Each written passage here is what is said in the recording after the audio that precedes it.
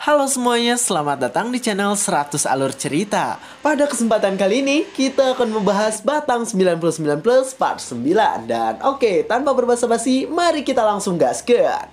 Cerita dimulai dengan Dewi yang menonaktifkan mode Dewi kehidupan yang ia miliki. Dan di sana Dewi langsung menyosor ke arah Jiwo, sehingga Jiwo yang melihat dan merasakannya langsung terkejut. Wajah Dewi di sana memerah, sedangkan Jiwo malah merasakan rasa stroberi di bibirnya tersebut. Uro sendiri di sana langsung memasang wajah kesal karena ia merasa jijik dengan kelakuan yang dilakukan oleh Dewi pada Jiwo.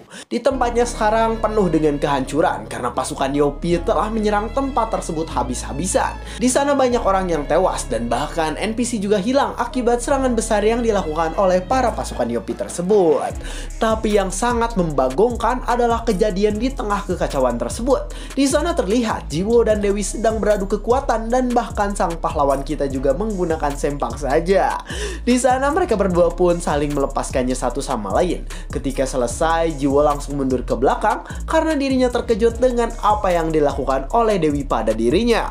Jiwo di sana wajahnya langsung memerah dan dia langsung terkejut dan kebingungan dengan apa yang baru saja terjadi barusan. Jiwo di sana berkata bahwa Dewi itu gila. Ia mengatakan bahwa itu adalah ciuman pertama yang pernah ia lakukan di hidupnya. Ketika mendengar bahwa itu adalah pertama kalinya bagi Jiwo, Dewi pun langsung terkejut dan matanya langsung terbuka lebar. Dewi di sana menunduk dan pipinya langsung ikut memerah karena telah melakukan hal tersebut. Tiba-tiba di sana Dewi jongkok dan ia berkata bahwa dirinya tidak sengaja melakukan hal tersebut pada Jiwo yang ada di hadapannya. Dengan wajah dan tubuhnya yang afro, Dewi di sana berkata bahwa kakinya terpleset, jadi ia terjatuh dan mengenai Jiwo. Jiwo yang mendengar hal tersebut langsung berkata bahwa perkataan dari Dewi itu bullshit. Ia berkata bahwa Dewi tadi memegang leher Jiwo dengan erat, jadi itu pasti bukan kepleset. Dewi di sana langsung tersenyum kecil. Ia berkata bahwa dirinya tidak menyangka karena Jiwo memperhatikan hal yang terjadi barusan. Jiwo yang mendengar hal itu semakin memerah pipinya karena ia terkejut dengan ucapan yang dikatakan oleh si Dewi. Sambil berdiri di sana Dewi memanggil Jiwo yang merupakan pahlawan pecundang bagi dirinya. Di sana ia berkata bahwa agility Jiwo sekarang sudah mencapai 99,999 dan sambil tersenyum ia mengatakan jika stat Jiwo sebesar itu maka Jiwo seharusnya bisa menghindar dengan sangat cepat. Wajah Jiwo di sana memerah karena ia kesal dan senang dengan ucapan yang dikatakan oleh Dewi tersebut. Sambil mundur ke belakang, Jiwo mulai mencari alasan agar ia bisa lolos dari Dewi yang sekarang mendekat ke arah dirinya lagi. Ketika mendekat ke arah Jiwo, di sana Dewi langsung mengurai rambutnya dan dengan wajah yang sangat cantik di sana Dewi berkata bahwa tadi juga adalah hal yang pertama kali dilakukan oleh Dewi. Jiwo yang mendengar hal itu langsung menelan ludahnya karena ia malah senang dengan perlakuan yang dilakukan oleh Dewi pada dirinya. Dewi di sana terus mendekat ke arah Jiwo, sedangkan Jiwo di sana bertanya mengapa Dewi mencium dirinya dengan sengaja. Dewi pun di sana tersenyum karena ia tidak ingin membahas hal tersebut. Dan di sana dirinya ingin memberikan sebuah item pada Jiwo saja. Jiwo di sana kebingungan, sedangkan Dewi di sana berkata bahwa dirinya sengaja datang ke sana demi memberikan sebuah item pada Jiwo. Jiwo sendiri di sana langsung terkejut dan kebingungan dengan item yang diberikan oleh Dewi, karena item ini adalah sebuah bola yang mirip dengan bola naga di Dragon Ball. Terlihat bola itu adalah benda yang masih dipertanyakan kegunaannya, tapi yang pasti item tersebut memiliki grade dewa. Dewi di sana berkata bahwa item tersebut sangatlah rahasia dan item itu tidak boleh diketahui oleh siapapun. Bahkan di sana Dewi mengatakan alasannya menonaktifkan mode Dewi kehidupan adalah karena ingin memberikan item tersebut. Jiwo yang mendengar hal itu langsung terkejut karena ternyata ketika Dewi menggunakan Dewi kehidupannya akan ada seseorang yang memperhatikan. Jiwo pun di sana langsung menjawab bahwa sekarang dirinya akan menerima item itu karena ia berpikir jika Dewi memang serius dengan apa yang dikatakannya. Lalu di sana Jiwo bertanya lagi tentang alasan Dewi yang mencucusnya dan Dewi langsung menjawab bahwa itu adalah karena kakinya terpeleset. Dewi pun di sana berkata agar Jiwo menjaga item yang telah diberikannya karena item tersebut pasti akan berguna bagi Jiwo di masa depan. Dan saat mereka sedang mengobrol, tiba-tiba ada seseorang yang muncul dan orang itu langsung memanggil Jiwo yang sedang mengobrol dengan Dewi. Terlihat orang yang muncul adalah Kyoka dan dengan wajahnya yang sangat cantik, Kyoka berkata bahwa tega sekali Jiwo Jiwo meninggalkan dirinya sendirian. Saat Kyoka sedang berlari di sana, tiba-tiba ia terkejut karena sekarang sedang melihat hal yang tidak ingin ia lihat. Di sana ia melihat jika sekarang Jiwo dan Dewi sedang berdiri bersamaan di tengah kekacauan yang terjadi pada tempat tersebut. Dengan cepat di sana Kyoka langsung berhenti berlari dan ia menghentikan pergerakannya sebelum ke arah Jiwo dan Dewi. Kyoka di sana langsung memperhatikan Jiwo dan Dewi yang sekarang ada di hadapan dirinya tersebut.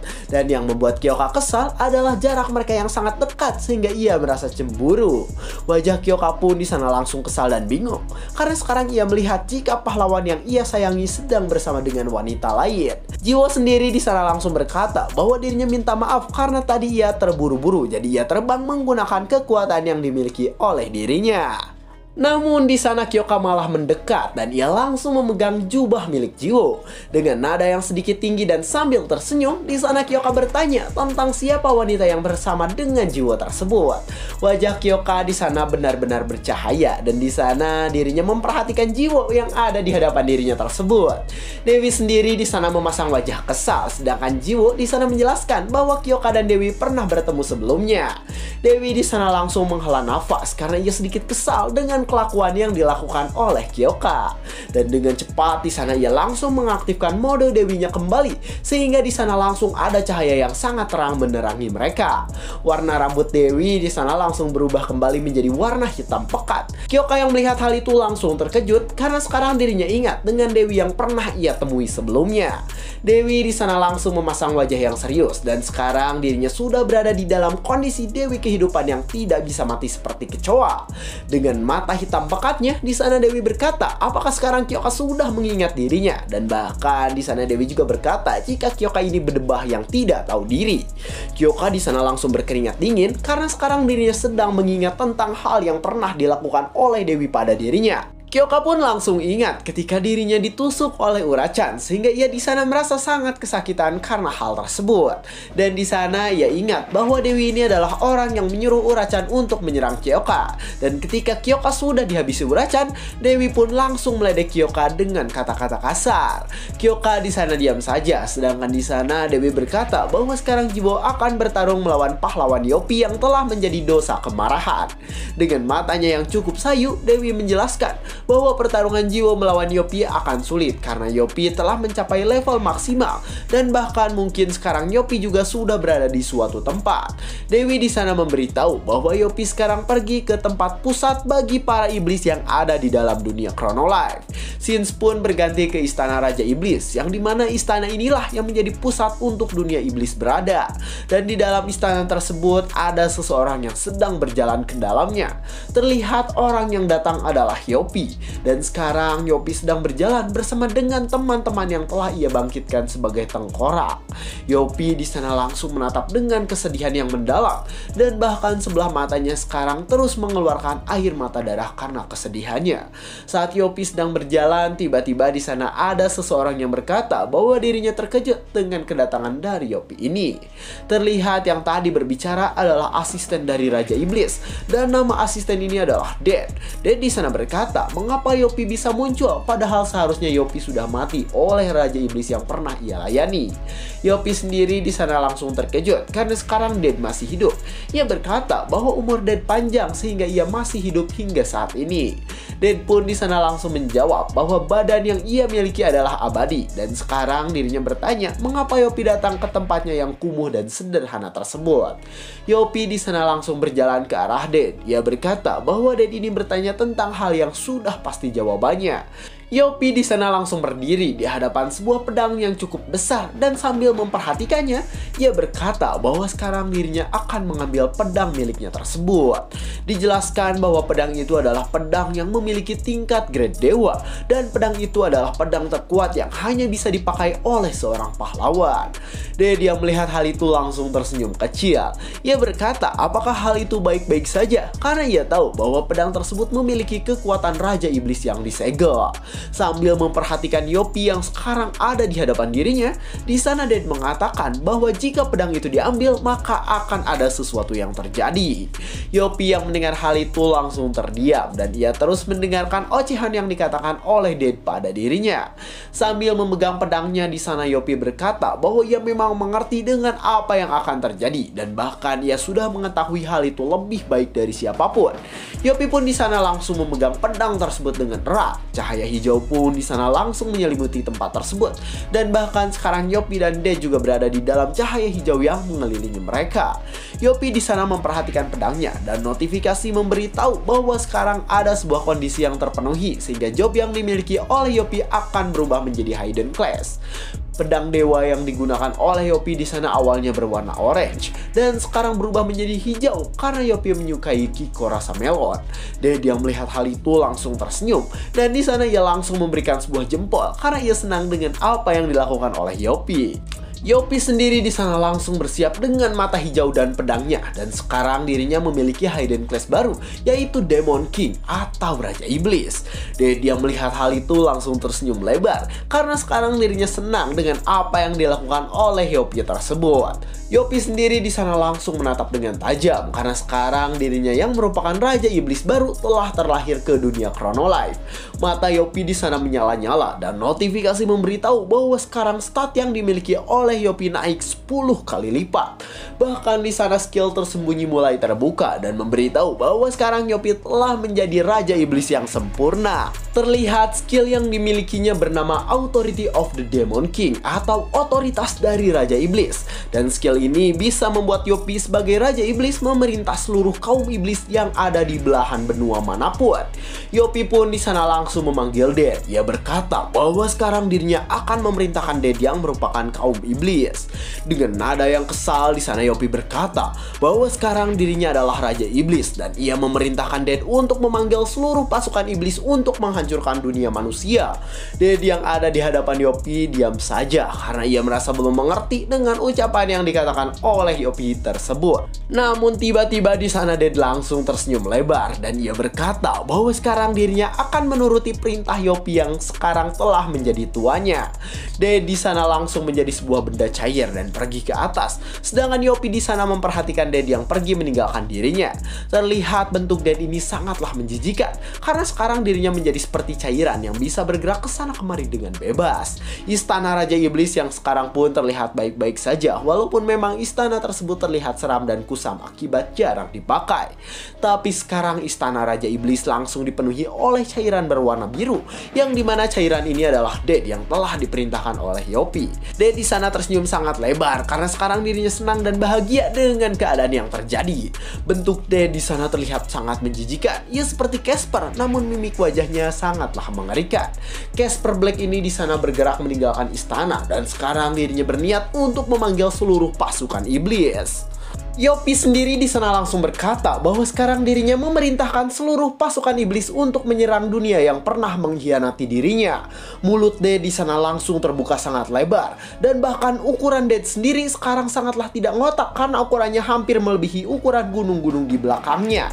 Dengan mulut yang terbuka lebar itu, di sana Dad berkata bahwa sekarang dirinya sedang membuka lubang dimensi yang dimiliki oleh dirinya. Mulut Dad pun di sana langsung terbuka dan sekarang dari mulutnya itu terlihat sebuah dimensi yang berbeda dari dimensi manusia. Dijelaskan bahwa dimensi itu adalah dimensi iblis yang seharusnya tidak boleh dibuka untuk kepentingan masing-masing. Dijelaskan bahwa dua dimensi itu tidak bisa saling berhubungan dan hanya beberapa orang saja yang mengetahui cara berteleportasi antar dimensi. Kyoka sendiri di sana langsung menganga karena sekarang dirinya terkejut dengan apa yang ia lihat. Mata Kyoka di sana tidak berkedip karena sekarang dirinya terkejut dengan apa yang dilihatnya, sedangkan Jiwo malah terkejut dengan reaksi dari Kyoka. Bahkan Jiwo di sana langsung ikut terkejut ketika ia melihat ke arah yang sedang diperhatikan oleh Kyoka dengan kedua bola matanya. Di sana terlihat Dad yang calangap sangat besar karena sekarang dirinya sedang membuka gerbang antar dimensi dengan mulutnya. Dijelaskan bahwa alasan Dad bisa menjadi asisten Raja Iblis adalah karena kekuatannya yang bisa membuat para iblis berteleportasi lewat mulutnya. Dijelaskan bahwa sekarang Dad menggunakan skill gerbang dari dimensi dan gerbang ini memiliki memiliki fungsi untuk teleportasi antar dimensi tersebut. Terlihat sekarang banyak monster yang datang dari sumur yang dibukakan lebar-lebar oleh Den sang asisten Raja Iblis. Para monster dan iblis di sana langsung mengeluarkan air liurnya karena sekarang mereka ingin memakan apa saja yang ada di dunia manusia. Para iblis ini berjumlah sangat banyak hingga ratusan ribu dan mereka telah bersiap untuk menginvasi dunia dengan kekuatannya masing-masing. Dan bahkan sekarang para iblis ini malah terus bermunculan dari mulut miliknya. Dan mereka ini berjumlah ratusan ribu iblis. Riot yang melihat hal itu di sana langsung menghela nafasnya karena ia terkejut dengan apa yang dilakukan oleh Yopi. Dengan bentuk bocilnya di sana Riot bertanya-tanya apakah kebencian Yopi sangatlah dalam sehingga sekarang ia berniat untuk menghancurkan dunia dengan cara yang mengerikan. Di sana terlihat para iblis dan monster berterbangan ke sana kemari dan mereka sudah bersiap untuk melenyapkan seluruh umat manusia yang ada di dunia Chronolight. Riot dan Habaik sendiri di sana memperhatikan para monster dan iblis yang sekarang muncul secara bergerombol ke dunia manusia.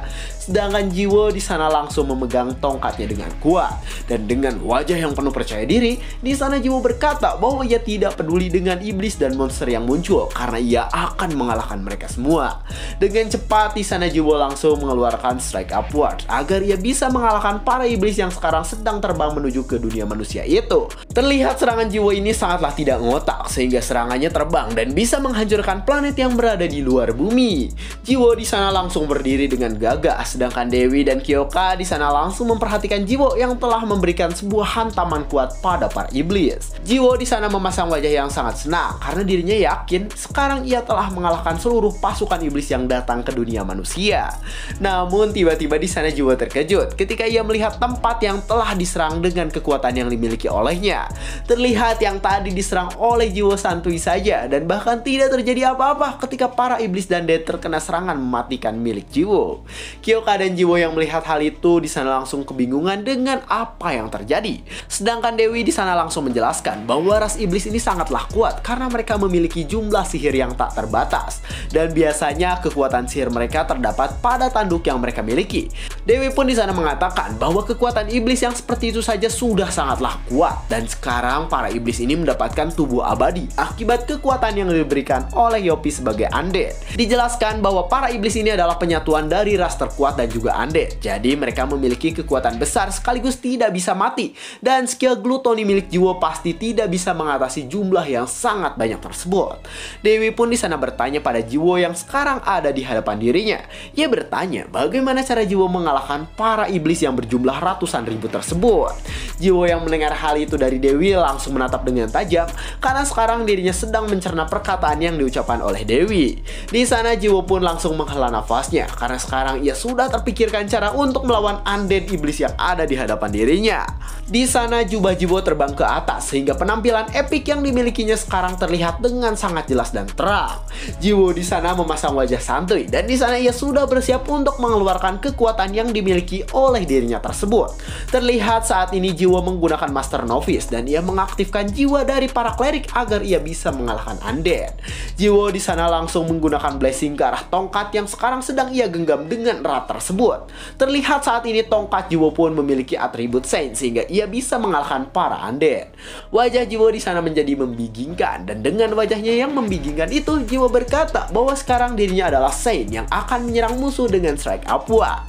Jiwo bergerak layaknya Squidward ketika memasuki mode tampan dan saat ini bahkan terlihat Jiwo juga menari-nari dengan tubuhnya tersebut. Lalu di sana tiba-tiba para iblis yang tidak bisa mati itu langsung terkena serangan Saint milik Jiwo sehingga mereka terkejut dan kesakitan karena hal tersebut. Serangan Jiwo ini sangatlah kuat tapi efek Saint-nya masih menempel jadi serangannya pun sedikit menjadi lebih ganteng. Dewi sendiri di sana memperhatikan Jiwo yang melakukan hal tersebut dan di sana ia langsung melihat cahaya yang membuat matanya menjadi rusak. Dan benar saja, di sana mata Dewi benar-benar rusak. Ia berkata bahwa sekarang matanya telah ternodai karena Jiwo telah melakukan hal yang membingungkan. Dan cerita pun bersambung. Membingungkan pokoknya guys. Pelajaran yang bisa diambil dari cerita kali ini ialah kalau kita mau bergaya biasa aja ya guys ya. Kalau berlebihan mata kita nanti takut rusak kayak gitu. Aduh. Saya 100 alur cerita, jangan lupa like, comment, subscribe dan share ke teman-temannya. Terima kasih telah menonton sampai akhir dan sampai jumpa di kesempatan berikutnya.